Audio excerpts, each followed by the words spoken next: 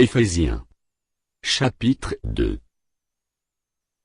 Vous étiez morts par vos offenses et par vos péchés, dans lesquels vous marchiez autrefois, selon le train de ce monde, selon le prince de la puissance de l'air, de l'esprit qui agit maintenant dans les fils de la rébellion.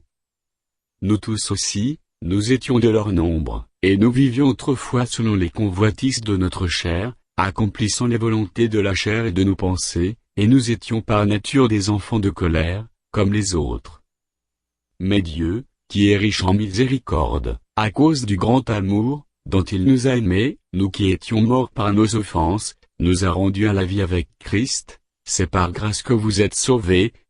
Il nous a ressuscités ensemble, et nous a fait asseoir ensemble dans les lieux célestes, en Jésus-Christ, afin de montrer dans les siècles à venir l'infinie richesse de sa grâce, par sa bonté envers nous en Jésus-Christ.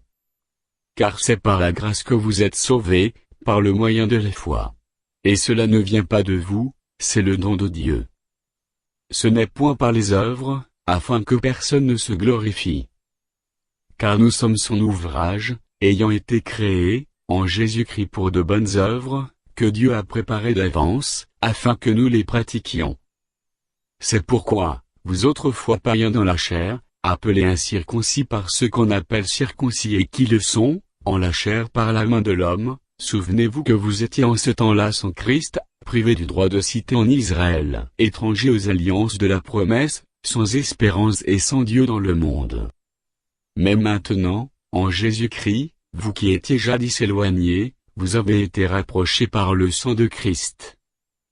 Car il est notre paix, lui qui des deux n'en a fait qu'un, et qui a renversé le mur de séparation, l'inimitié, ayant anéanti par sa chair la loi des ordonnances dont ses prescriptions, afin de créer en lui-même avec les deux un seul homme nouveau, en établissant la paix, et de les réconcilier, l'un et l'autre en un seul corps, avec Dieu par la croix, en détruisant par elle l'inimitié. Il est venu annoncer la paix à vous qui étiez loin, et la paix à ceux qui étaient près.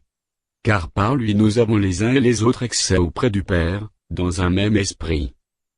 Ainsi donc, vous n'êtes plus des étrangers, ni des gens du dehors, mais vous êtes concitoyens des saints, gens de la maison de Dieu. Vous avez été édifiés, sur le fondement des apôtres et des prophètes, Jésus-Christ lui-même étant la pierre angulaire. En lui tout l'édifice, bien coordonné, s'élève pour être un temple saint dans le Seigneur. En lui vous êtes aussi édifiés, pour être une habitation de Dieu en esprit.